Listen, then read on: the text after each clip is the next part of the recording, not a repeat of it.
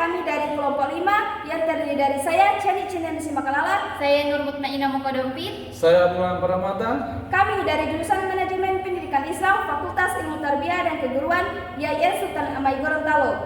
Tujuan kami membuat video ini untuk memenuhi tugas mata kuliah Manajemen Perkantoran dan Keasipan dengan dosen pengampu Dr. Nur Gamar MPD. Selamat menyaksikan. Baiklah, di sini saya akan membahas mengenai jenis-jenis surat dinas. Surat dinas memiliki beragam jenis sesuai dengan tujuan dan isi pesannya.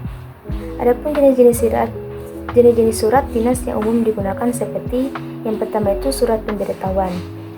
Surat ini berisi informasi resmi dari suatu instansi kepada pihak lain mengenai hal tertentu yang perlu diketahui. Contohnya seperti pemberitahuan jadwal rapat, pelaksanaan kegiatan atau perubahan kebijakan. Fungsinya itu menyampaikan informasi penting secara tertulis dan resmi. Yang kedua itu surat permohonan, digunakan untuk menyampaikan permintaan izin, bantuan, atau kerjasama dari suatu pihak kepada pihak lain. Contohnya seperti permohonan cuti, permohonan narasumber, atau permohonan bantuan sarana. Fungsinya itu mengajukan permintaan resmi dengan sopan dan administratif. Yang ketiga surat tugas. Surat ini berisi penugasan dari pejabat berwenang kepada pegawai atau tim untuk melaksanakan suatu kegiatan kedinasan. Contohnya seperti surat tugas mengikuti pelatihan atau melakukan kunjungan kerja. Fungsinya memberikan dasar hukum dan legitimasi atas pelaksanaan tugas. Yang keempat ada surat keputusan atau SK.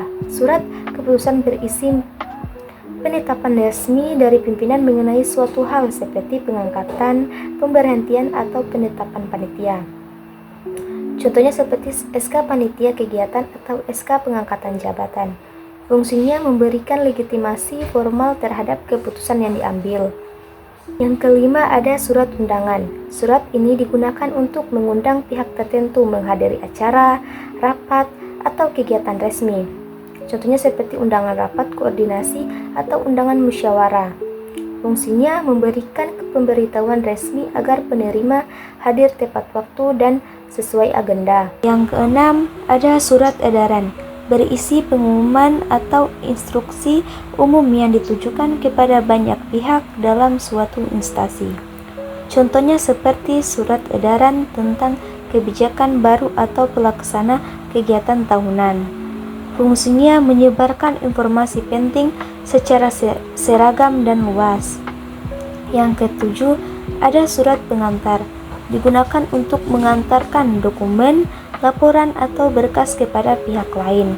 Contohnya seperti surat pengantar, laporan kegiatan, atau surat pengantar berkat administrasi. Fungsinya menjelaskan maksud pengiriman agar penerima memahami isi dan tujuan dokumen. Yang ke-8 ada surat perintah. Surat ini berisi instruksi langsung dari pimpinan kepada bawahan untuk melakukan tindakan tertentu. Contohnya seperti surat perintah perjalanan dinas atau surat perintah pelaksanaan kegiatan. Fungsinya mengatur pelaksana kegiatan sesuai arahan pimpinan. Yang ke-9 yaitu surat laporan, berisi hasil pelaksanaan tugas atau kegiatan yang telah diselesaikan oleh pegawai atau tim. Contohnya seperti laporan hasil perjalanan dinas, laporan evaluasi kegiatan. Fungsinya memberikan pertanggungjawaban tertulis secara resmi. Dan yang terakhir yaitu surat pengumuman. Surat ini digunakan untuk menyampaikan informasi secara terbuka kepada khalayak luas di lingkungan instansi. Contohnya seperti pengumuman seleksi pegawai, lomba, atau kegiatan dinas. Fungsinya memberikan informasi umum yang dapat diketahui banyak pihak. Selanjutnya, fungsi surat dinas. Surat dinas memiliki berbagai fungsi penting dalam mendukung kegiatan administrasi dan komunikasi formal di lingkungan organisasi. Ini saya akan menjelaskan fungsi-fungsinya. Yang pertama itu ada sebagai alat komunikasi resmi. Surat dinas menjadi sarana utama komunikasi antar instansi atau antara pimpinan dan pegawai. Melalui surat dinas, informasi yang bersifat penting dapat disampaikan secara tertulis, jelas, dan dapat dipertanggungjawabkan. Yang kedua, sebagai bukti tertulis dan legalitas. Surat dinas memiliki kekuatan hukum karena diterbitkan oleh pejabat yang berwenang. Oleh karena itu, surat ini dapat digunakan sebagai bukti resmi dalam administrasi, audit, maupun penyelesaian persoalan kedinasan. Yang ketiga, ada sebagai pedoman pelaksanaan tugas. Banyak surat dinas berisi instruksi, perintah, atau penugasan yang menjadi pedoman dalam melaksanakan pekerjaan. Dengan adanya surat dinas, setiap kegiatan memiliki dasar hukum dan arahan yang jelas. Yang ketiga, ada sebagai pedoman pelaksana tugas. Banyak surat dinas berisi instruksi, perintah, atau penugasan yang menjadi pedoman dalam pelaksanaan pekerjaan. Dengan adanya surat dinas, setiap kegiatan memiliki dasar hukum dan arahan yang jelas. Yang keempat, sebagai alat dokumentasi dan arsip. Semua surat dinas wajib disimpan sebagai arsip administrasi. Arsip ini penting untuk menelusuri kembali data, keputusan, dan kegiatan yang telah dilakukan. Dengan dokumentasi surat dinas, lembaga memiliki catatan historis yang dapat dijadikan bahan evaluasi. Yang kelima, sebagai alat pengendalian dan koordinasi. Surat dinas berfungsi mengontrol dan mengarahkan kegiatan organisasi. Melalui surat ini, pimpinan dapat mengatur koordinasi antar unit kerja agar pelaksanaan tugas berjalan teratur dan terukur. Dan yang terakhir, sebagai sarana pengingat dan tindak lanjut. Surat dinas yang dikeluarkan dan dicatat menjadi alat pengingat terhadap tugas-tugas yang harus dilaksanakan. Surat juga dapat digunakan untuk mengevaluasi sejauh mana kegiatan telah dijalankan sesuai perintah. Baik, itulah video hasil pembahasan dari saya. Untuk materi selanjutnya akan dibahas oleh pemateri kedua dan ketiga. Terima kasih. Bagian B, tata cara penulisan dan pencatatan surat masuk. Surat masuk dan surat keluar merupakan dua unsur penting dalam kegiatan administrasi perkantoran. Keduanya berfungsi sebagai media komunikasi resmi dan alat dokumentasi kegiatan kedinasan. Agar tertib dan efisien, penulis surat masuk dan keluar harus mengikuti tata cara yang baku.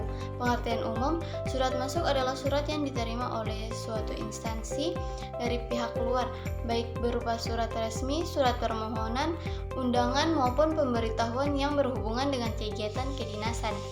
Surat keluar adalah surat yang dibuat dan dikirim oleh instansi kepada pihak lain sebagai bentuk penyimpanan informasi, keputusan, instruksi, atau permohonan resmi. Tata cara penulisan surat masuk. Walau surat masuk ditulis oleh pihak luar, penanganannya dalam instansi harus dilakukan secara sistematis dan tertib. Berikut langkah-langkah penulisan dan pengelolaan surat masuk.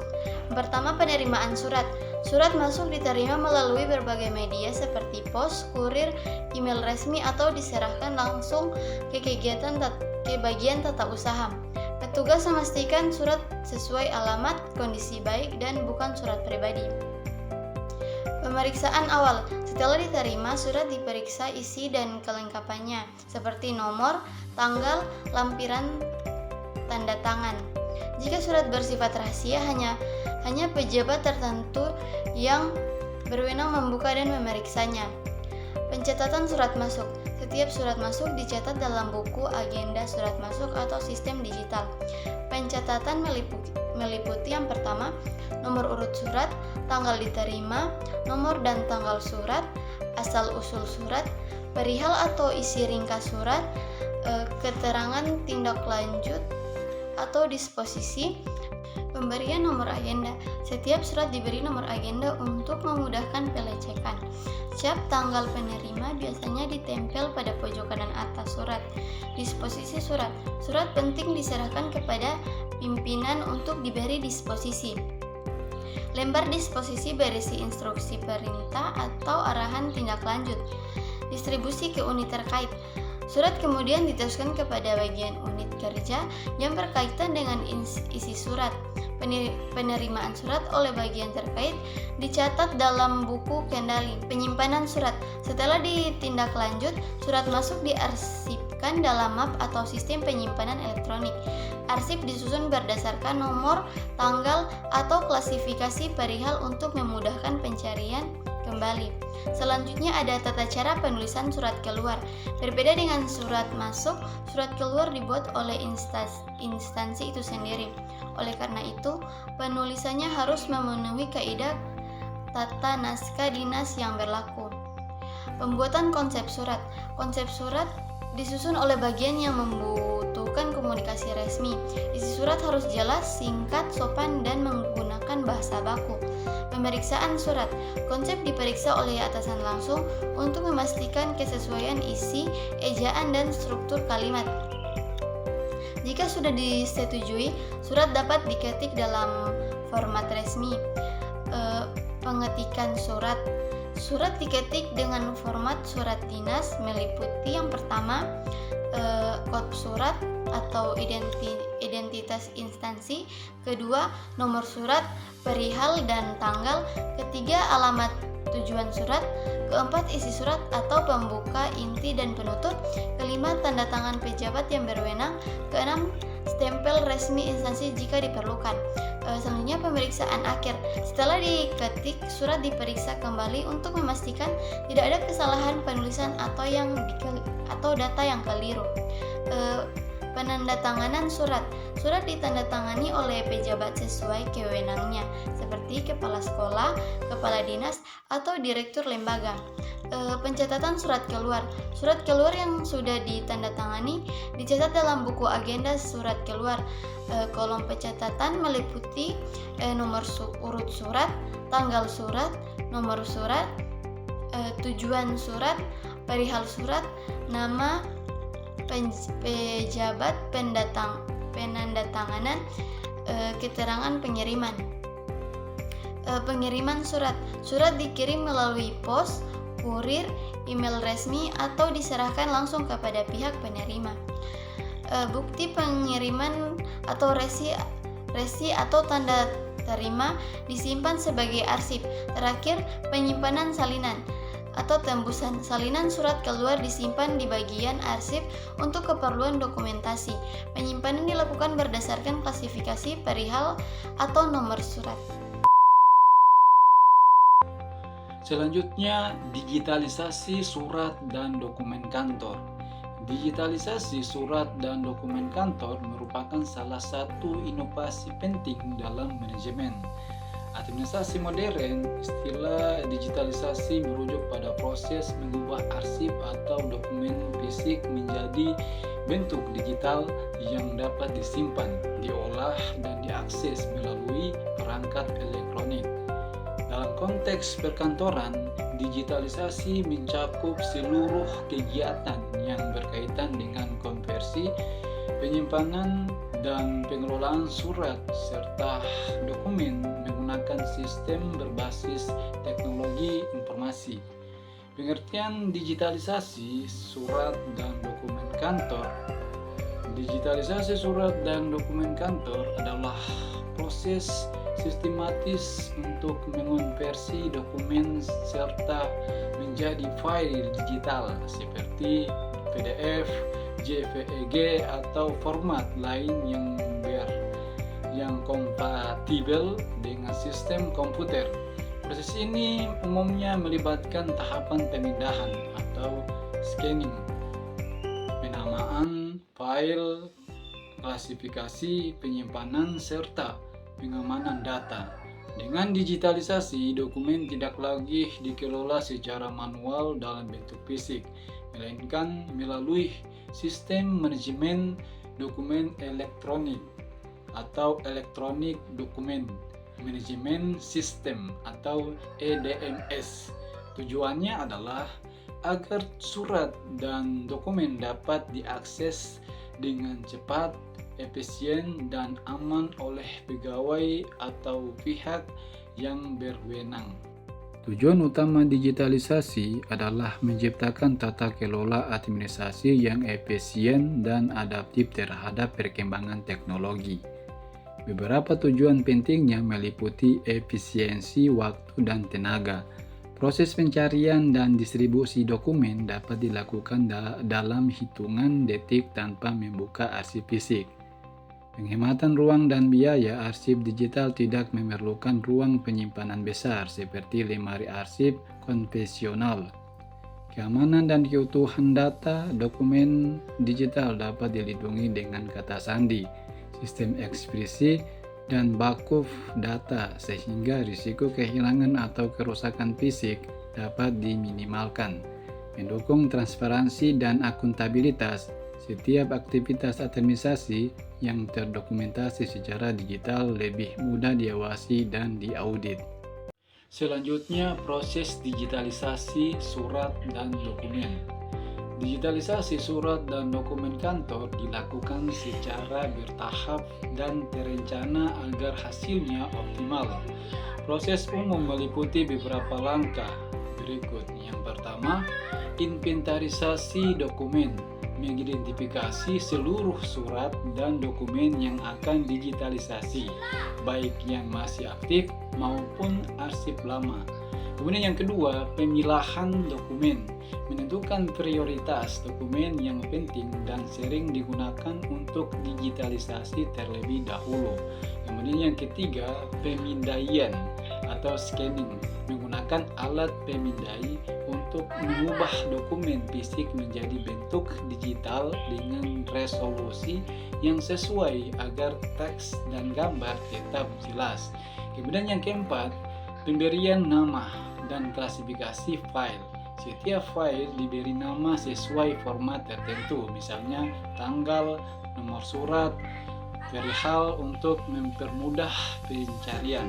Kemudian yang kelima, penyimpanan dalam sistem digital. File hasil pemindaian diunggah ke dalam sistem penyimpanan elektronik seperti server internal, database kantor atau penyimpanan berbasis cloud. Kemudian yang keenam, pengamanan dan pengelolaan akses. Dokumen digital diberi perlindungan dengan sistem autentikasi agar hanya pihak tertentu akan bisa mengaksesnya. Kemudian yang ketujuh, pembuatan cadangan atau backup.